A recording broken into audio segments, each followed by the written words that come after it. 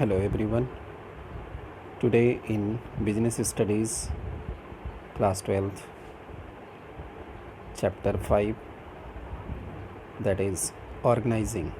It is one of the very important chapter of Business Studies of class 12th. Today in this topic I will discuss the concept and process of organizing along with CBSE exam asked question in previous year based on this topic. Dear student, business studies के organising chapter में मैं आज इस video में organising के concept और process of organising discuss करूंगा। साथ में CBSE एग्ज़ाम में इस टॉपिक के ऊपर पूछे गए क्वेश्चन जो प्रीवियस ईयर एग्ज़ाम्स में पूछे गए हैं उसे भी डिस्कस करेंगे। Let's see the topic. First, meaning of organising. As you know, after the first function of management, that is planning, when plans are made and implemented in the organization, communicated to each and every employee of organization, immediately the organizing function of management start. An organizing manager start this function. First, see the meaning of organizing. Organizing means identifying and grouping different activities in organization and bringing together the physical, financial and human resources to establish most productive relations for the achievement of a specific goal of organization. Dear student, organising का अर्थ यहाँ पर है कि जो specific goal planning function के द्वारा organisation के लिए बनाए गए हैं उसको अचीव करने के लिए जितनी भी एक्टिविटीज़ हैं उनको आइडेंटिफाई करना, उसको एक ग्रुप में ले आना और ऑर्गेनाइजेशन के सभी physical, financial and human resources को एक साथ ले आना ताकि जो स्पेसिफिक गोल है उसको अचीव किया जाए और अपने प्रोडक्शन को उसी स्पेसिफिक गोल की तरफ लेके आगे बढ़ा जाए। Means whatever resources are there, that all resources are utilized in the best possible manner by identifying different activities of organization to achieve this specific goal. That is called organizing. See one more meaning of organizing.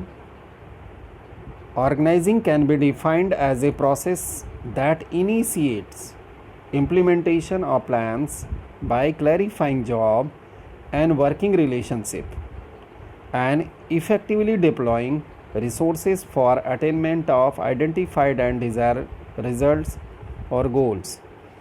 Organising को define किया जा सकता है एक process के रूप में जो कि ये इनिशिएट करता है कि जो प्लान बनाया गया है, जो प्लान को इम्प्लीमेंट किया गया है उससे रिलेटेड जो भी जॉब हमें परफॉर्म करनी है, जो भी एक्टिविटीज़ परफॉर्म करनी है उसको क्लैरिफाई करना है so that there should not be any type of inclarity in mind of individuals or employees. There should not be any type of chaos or confusion among the mind of employees, so that it is the duty of organizing manager to clarify the job and working relationship. Means whom will be the senior, whom will be the junior. This relationship will be subordinate and junior relationship must be clarified by the organizing manager so that the work can be completed or desired goal can be achieved by deploying all the resources. Resources includes here physical, financial and human resources all. तो यहाँ पर आप समझें कि organising का जो meaning है इसमें जो भी प्लानिंग मैनेजर के द्वारा बनाया गया है या फर्स्ट फंक्शन ऑफ मैनेजमेंट में बनाया गया है, उसको अचीव करने के लिए यहाँ पर organizing manager each and every job position को क्लैरिफाई करता है, वर्किंग रिलेशनशिप को इस्टेब्लिश करता है और सभी रिसोर्सेज को इफ़ेक्टिवली डिप्लॉय करता है ताकि जो डिज़ायर्ड गोल है उसको अचीव किया जा सके। This is the meaning of organizing. Next आगे बढ़ते हैं। प्रोसेस ऑफ ऑर्गेनाइजिंग और steps of organizing. First step is identification and division of work. Organizing manager जब ऑर्गेनाइजिंग फंक्शन को परफॉर्म करेगा तो इसमें जो सबसे पहला उसका काम होगा कि वह आइडेंटिफाई करेगा और डिवाइड करेगा वर्क को कि कौन कौन से वर्क हमें करने हैं। उन सभी वर्क को, एक्टिविटीज़ को, जॉब को आइडेंटिफाई करेगा और उसका प्रॉपर डिवीज़न करेगा। डिवीज़न करते समय उसको ये ध्यान रखना है कि नेचर ऑफ वर्क के अकॉर्डिंग उनको प्रॉपर क्लासीफाई करेगा। नेक्स्ट स्टेप आता है ग्रुपिंग द जॉब एंड डिपार्टमेंटेशन। इसमें वन नेचर के जॉब को एक जगह पर ग्रुप में लाया जाएगा और फिर डिपार्टमेंटेशन किया जाएगा। Next assignment of duties. यहाँ पर ड्यूटीज़ का असाइनमेंट किया जाएगा, किस व्यक्ति को, किस एम्प्लॉइज़ को कौन सी ड्यूटी दी जानी है उसको असाइन किया जाएगा। और लास्ट जो प्रोसेस है that is fourth process of organising, that is establishing reporting relationship. इसमें organising manager reporting relationship, senior junior के रिलेशनशिप को इस्टेब्लिश करेगा। Let's see in the detail. The first step is identification and division of work. The first step in the process of organizing involves identifying and dividing the work that has to be done in accordance with the previously determined plans. The work is divided into manageable activities so that duplication can be avoided and burden of work can be shared among the employees. इस पहले step में organising manager जो भी activities plan के according हमें perform करनी है ताकि प्लान अचीव हो सके, तो उसके लिए सभी एक्टिविटीज़ को यहाँ पर वह आइडेंटिफाई करेगा। आइडेंटिफाई करने के बाद वह वर्क का डिवीज़न करेगा। डिवीज़न करते समय जैसा हमने फ्यूल के principle of division of work को बताया था, उसी बात को ध्यान में रखिएगा कि डिवीज़न करते समय हमने अपने एम्प्लॉइज़ की क्वालिफ़िकेशन, उसकी एलिजिबिलिटी, उसका इंटरेस्ट, उसका एक्सपीरियंस, ये सभी ध्यान में रखते हुए हमें वर्क को डिवाइड करना है। और इसके बाद जब वर्क का हम डिवीज़न करेंगे तो डिवीज़न करते समय हमें इस बात का भी ध्यान रखना है कि वर्क का डिवीज़न जो है वो डुप्लीकेशन को अवॉइड करे, मीन्स एक वर्क को कोई दूसरा परफॉर्म ना करे। इससे wastage of resources and wastage of time होगा, तो इसलिए इस बात को ध्यान रखना है। साथ में वर्कलोड को भी ध्यान में रखना है कि किसी एम्प्लॉय के ऊपर ओवर बर्डन ना हो। तो इसके अकॉर्डिंग यहाँ पर जो फर्स्ट स्टेप होगा इसमें एक्टिविटीज़ को आइडेंटिफाई किया जाएगा ऑर्गेनाइजिंग मैनेजर के द्वारा और उसका डिवीज़न किया जाएगा नेचर ऑफ वर्क के अकॉर्डिंग। पहला स्टेप पूरा होने के बाद जो ऑर्गेनाइजिंग मैनेजर दूसरे स्टेप पर आएगा और जिसमें वह ग्रुपिंग द जॉब एंड डिपार्टमेंटेशन करेंगे, डिपार्टमेंटलाइजेशन किया जाएगा।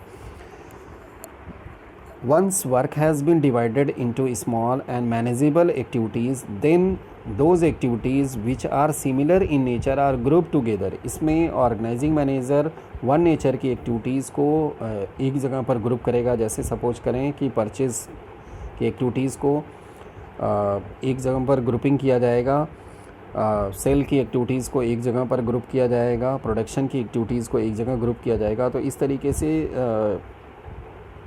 जॉब को जो भी एक्टिविटीज़ करनी है उसको ग्रुपिंग किया जाएगा।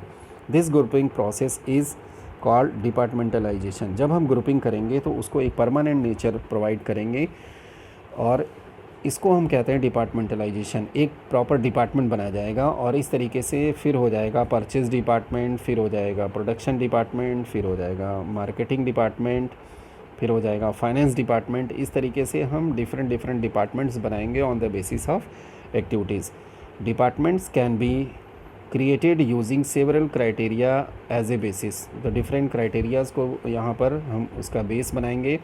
और यहाँ पर आप ध्यान दें जो डिपार्टमेंटलाइजेशन किया जाता है यहाँ पर दो तरह से कर सकते हैं। एक फंक्शनल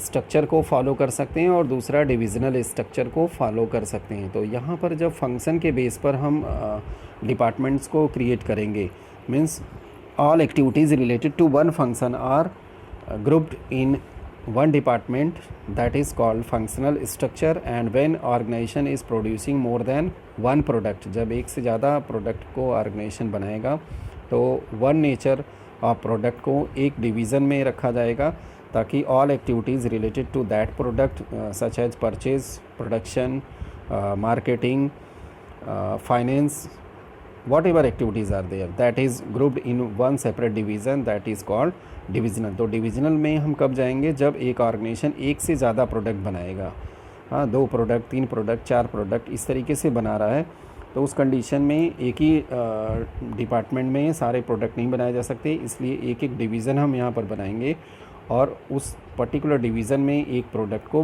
बनाया जाएगा, परचेज़ किया जाएगा, प्रोडक्शन किया जाएगा, उसकी सेल की जाएगी, उसका फाइनेंशियल रिकॉर्ड रखा जाएगा, HR डिपार्टमेंट यहाँ पे काम करेगा। तो इस तरीके से जब हम ईच प्रोडक्ट के लिए सेपरेट डिवीज़न बनाएंगे, डिपार्टमेंट करेंगे, तो उसे हम डिविजनल स्ट्रक्चर बोलेंगे।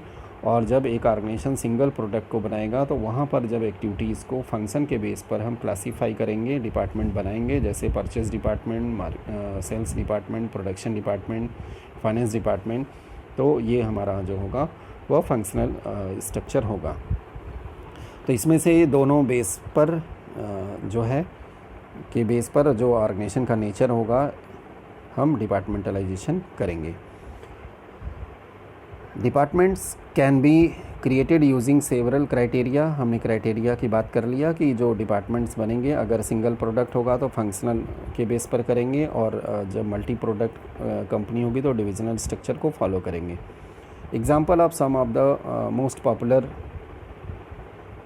used bases are territory, north, south, east, west, and product, appliances, clothes, cosmetics, etc. तो यहाँ पर हम जो डिवीज़न जैसे ये किया गया, ये मार्केटिंग पॉइंट ऑफ व्यू से जब हम जैसे किसी पर्टिकुलर कंट्री में हमारा पूरा मार्केटिंग करना चाहते हैं, सेल करना चाहते हैं अपने प्रोडक्ट को, तो कंट्री को डिवाइड कर सकते हैं नॉर्थ, साउथ, ईस्ट, वेस्ट के पॉइंट ऑफ व्यू से, और इस तरीके से डिस्ट्रीब्यूशन चैनल को हम प्रॉपर मैनेज कर सकते हैं। प्रोडक्ट के बेस पर हम जो है अप्लाइंसेस है, क्लॉथ्स है, कॉस्मेटिक है, तो यहाँ पर जब अलग अलग प्रोडक्ट्स को बनाएंगे, जब वन से ज़्यादा प्रोडक्ट होंगे तो डिविजनल स्ट्रक्चर की तरफ जाएंगे। और सपोज करो कंपनी सिर्फ एक प्रोडक्ट बनाती है तो हम फिर फंक्शनल स्ट्रक्चर के बेस पर डिपार्टमेंटलाइजेशन करेंगे। इस स्टेप को पूरा होने के बाद जो ऑर्गेनाइजिंग मैनेजर होगा थर्ड स्टेप की तरफ जाएगा और that is called assignment of duties. जब आइडेंटिफिकेशन ऑफ जॉब हो गया, डिवीज़न ऑफ वर्क हो गया, उसके बाद departmentalisation and grouping the job होने के बाद 2 स्टेप पूरा होने के बाद ऑर्गेनाइजिंग मैनेजर थर्ड स्टेप में आएगा जिसका नाम है असाइनमेंट ऑफ ड्यूटीज़। यहाँ पर ऑर्गेनाइजिंग मैनेजर ये डिसाइड करेगा कि किस जॉब पोजीशन पर किस वर्क को कौन व्यक्ति परफॉर्म करेगा। It is necessary to define the work of different job positions accordingly, allocate work to various employees. Once department have been formed, each of them is placed under the charge of an individual.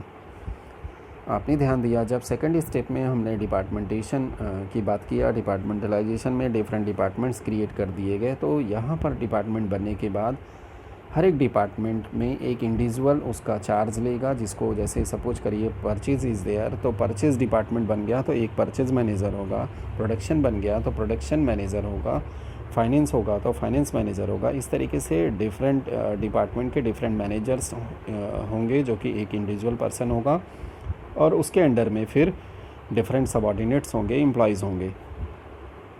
Jobs are then allocated to their members of each department in accordance to their skill and competencies. अब इसके बाद जो employees होंगे उस particular department में, उन सभी employees के बीच में जो जॉब है उसको डिस्ट्रीब्यूट किया जाएगा जो कि उनके स्किल और कॉम्पिटेंसीज़, उनके एक्सपीरियंस, उनके एलिजिबिलिटी, उनकी क्वालिफ़िकेशन, इन सभी के बेस पर बातों को ध्यान में रखते हुए उनके बीच में वर्क का डिस्ट्रीब्यूशन किया जाएगा। It is essential for effective performance that A proper match is made between the nature of job and the ability of individual.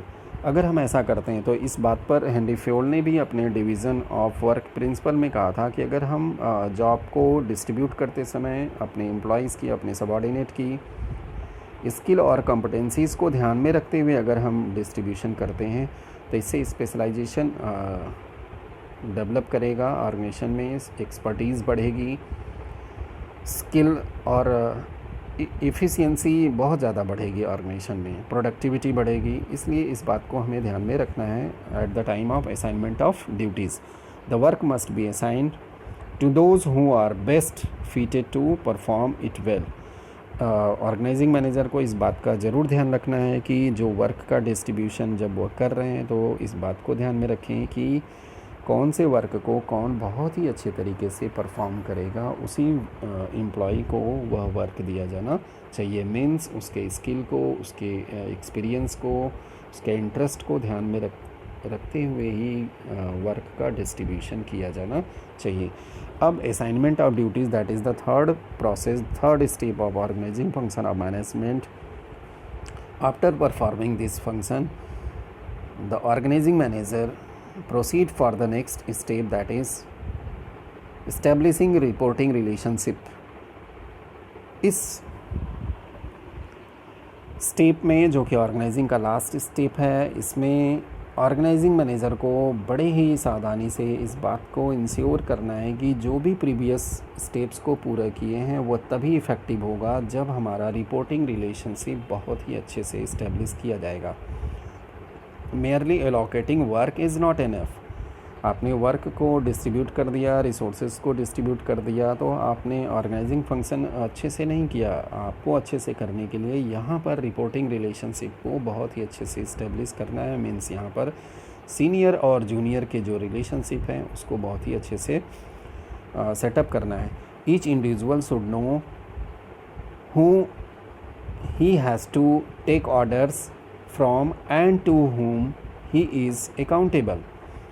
यहाँ पर ये ज़रूर क्लैरिफाई करना है ऑर्गेनाइजिंग मैनेजर को कि एक इंडिविजुअल को किससे ऑर्डर लेना है और वह किसके लिए अकाउंटेबल है। मीन्स वह किसके प्रति जवाबदेह है और जब वर्क पूरा हो जाएगा तो किसके पास उसे सबमिट करना है। मीन्स उसे किसको रिपोर्ट करना है। At the time of requirement of any guidance the employee, the junior must be aware that who is his senior from whom he can get the guidance and solution, and this senior have also know about that who are their juniors to whom he has to give orders to complete the job। तो ये जो order देना और work को complete करने के बाद जो सबमिशन का है, ये दोनों चीज़ें मीन सीनियर जूनियर की जो रिलेशनशिप है ये बिल्कुल क्लियर करना है ऑर्गेनाइजिंग मैनेजर को इस स्टेप में। The establishment of such clear relationship help to create a hierarchical structure and helps in coordination amongst various department. ये जो हायरार्किकल स्ट्रक्चर बना हुआ है सीनियर जूनियर का, board of director, general manager, उसके बाद डिपार्टमेंटल मैनेजर, फिर उसके बाद सुपरवाइज़र, इस तरीके से जो ये हायरार्की बनी है, इस हायरार्की में ये चीज़ बिल्कुल क्लियर होना चाहिए कि किस व्यक्ति को किसके प्रति जवाब देना है और किस सीनियर को अपने किस जूनियर को ऑर्डर देना है। तो ये सभी बातें यहाँ पर क्लियर होनी चाहिए, जो कि ऑर्गेनाइजिंग मैनेजर इसको क्लैरिफाई करेगा अपने 4th steps of organizing process में। नेक्स्ट अब आगे बढ़ते हैं। इस टॉपिक के ऊपर 2019 में क्वेश्चंस पूछे गए थे 4 मार्क्स में। Organizing involves a series of steps that need to be taken in order to achieve the desired goal, explain the steps. तो यहाँ पर हमें ऑर्गेनाइजिंग के जो 4 स्टेप्स हमने अभी डिस्कस किया, identification, grouping the job and departmentalisation, इसके बाद assignment of duties and next establishing reporting relationship, इन सभी चारों स्टेप्स को आपको यहाँ पर एक्सप्लेन करना था। Let's see here the answer. The steps in the process of organizing, identification and division of work, departmentalization या आप grouping the job and departmentalization पूरी हेडिंग लिख सकते हैं, असाइनमेंट ऑफ ड्यूटीज़ या assignment of duties to job positions, इसके बाद establishing reporting relationship, इन सभी को लिख करके आपको इसको एक्सप्लेन भी करना है। नेक्स्ट 2015 में भी इसके ऊपर क्वेश्चन पूछे गए। Give the meaning of organizing, state the steps in the process of organizing. तो इस तरीके से भी क्वेश्चन पूछे गए, आप आंसर को देख सकते हैं। ऑर्गेनाइजिंग की पहले मीनिंग बताई गई यहाँ पर, इसके बाद सभी स्टेप्स को यहाँ बताया गया। तो जो स्टेप्स हमने डिस्कस किए इस तरीके से क्वेश्चन इसके ऊपर पूछे जा रहे हैं। नेक्स्ट आगे बढ़ते हैं। 2016 में भी ऑर्गेनाइजिंग की मीनिंग पूछी गई है। Let's see here the meaning of organizing. Organizing is the process of identifying and grouping the work to be performed, assigning duties to the job positions and establishing relationship for the purpose of accomplishing objectives। तो इस तरीके से आपको यहाँ पर इस topic के ऊपर प्रीवियस ईयर्स में बोर्ड एग्ज़ाम में क्वेश्चंस पूछे गए हैं। 1 मार्क्स में भी पूछे गए हैं, 4 मार्क्स में भी पूछे गए हैं। मीन्स बड़े और छोटे दोनों तरह के क्वेश्चंस पूछे जा रहे हैं। अभी जो नया पैटर्न है CBSE एग्ज़ाम का, इसमें आपको MCQ क्वेश्चंस भी पूछे जा सकते हैं, फिलिंग द ब्लैंक्स भी क्वेश्चन पूछे जा सकते हैं इस टॉपिक के ऊपर, और ट्रू फॉल्स में भी क्वेश्चन पूछे जा सकते हैं, मैचिंग में भी क्वेश्चन पूछे जा सकते हैं। तो आई होप आपको ये सभी स्टेप्स और ऑर्गेनाइजिंग का मीनिंग समझ में आया होगा। Thank you very much for watching this video. Subscribe my channel, keep watching